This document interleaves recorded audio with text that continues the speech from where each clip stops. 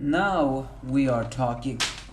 Some may actually say that the episodes of Fire Force have been starting to get a little slow, but now we are starting to get into the situations I think are the real burn of the fire. And I don't mean burn out, I mean completely fuel on the fire. This episode, with the animation, the musical score, as well as the character, how it's portrayed, is pure nightmare fuel. It is disturbing.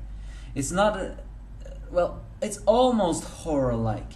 You can say what you want about Fire Force. Not really, but one thing is that it seems to be a fusion of so many things. At one cast, it seemed to be that more of a comedy drama. Although, of course, drama with comedy. You know, serious things, but has a lightheartedness. It sometimes even seems to be a horror comedy. Because if you think about it, a world where things burn up and things like that is more akin to a horror than action drama and stuff like that. And this episode really brings in the horror. Yes, a Fire Force episode 8. This is the angry anime fan, the despair reviewer. There was one thing I forgot to say last week.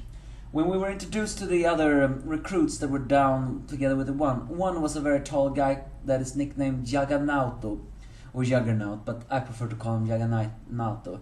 It's because of he owns a potato farm and it's Jaga. His name is Nauto Jaga, so and he's very big, so he was nicknamed Jagannauto. And well, Tamaki's Lucky Leech syndrome is a little bit, as Shinra put it, quit it with it, but it is what it is. However, here she gets in some scenarios that, although her little mistaken fan service scene seems to be a little bit over the top, she has a scene here where we actually have to feel sympathy for her. The team managed to stop an Infernal, but then Shinra sees that someone has infected human, creating an Infernal. He tries to find that one, but only finds two people. The lieutenants, Rika, and the other one, the Karim, I think was his name. So, as he talks to Arthur, who surprisingly is revealed to be very heroic in this scenario. I mean, he is a knight in his own head. So of course it makes sense. But what I mean to say is, the fact that even he considers this to be serious when he's so cuckoo is kind of amazing. They break into Karim's locker, but finds nothing. As Karim appears to them, he reveals that he found a container when he was trying to find out what was going on.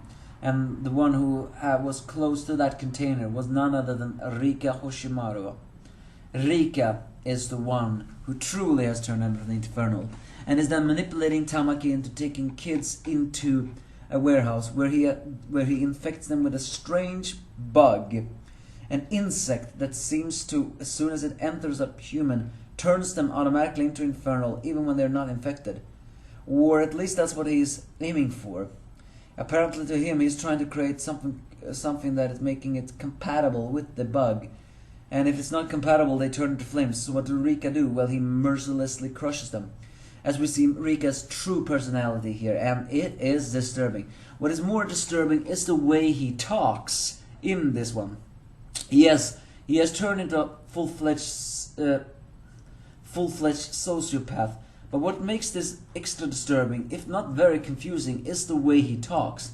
He talks as if he's not doing anything wrong. He's talking as if the ends justify the means. Or even more, he is talking like a standard shonen hero. Like, I cannot give up! I must do this! Come on, fight it! All that stuff. When he's doing these sociopathic tendencies, that really creates the disturbing image of it all. Granted, however, it's a little bit over the top, and the actor of Rika is a very well-known Japanese voice actor that is noted to be very over the top. So, I mean, it creates some scenarios, but it still creates a very disturbing instances. It almost makes you question again the character of Rika, and this creates the first antagonist that we really have to think about, because we cannot really make sure to know. Does he know what he does is wrong, or does he just not care? Well, he's a sociopath, so maybe he doesn't care what he does wrong. But it almost seems to me that it's more than that. Yes, he doesn't care what he's doing is wrong, but he also doesn't seem to realize that what he's doing is completely wrong either, that not everybody will gather it. It's all for everything else to be sake. And he's going to take the fall for Tamaki to take the fall. She tries to fight back, but of course she stands no chance against Rika. And then Shinra crashes into the building, saving the day. At least for now. He hasn't knocked out Rika yet, but now the true battle begins. Seeing Tamaki crying and breaking like that, it was actually pretty emotional. At this point, she had been a quite noisy, if not fan service, and a little bit high-pitched girl. But here in this scenario, she showed a vulnerable side. She was very crushed in seeing a lieutenant she looked up to becoming this insane, wearing this insane. So, seeing her breaking down like this, especially when Shinra arrived on the scene, that was thinking of it all. The music score suited well in this scenario as well, creating this horrifying tension. I think this is the first Fire Force episode where we truly can fear the dread. Not as saying that any other terrifying episode, especially about the sister flashback, was terrifying, but this, oh my god, this is pure horror. Next week is Shinra versus Rika. Can Shinra defeat a lieutenant? I guess time will tell. Give me your thoughts if you have any.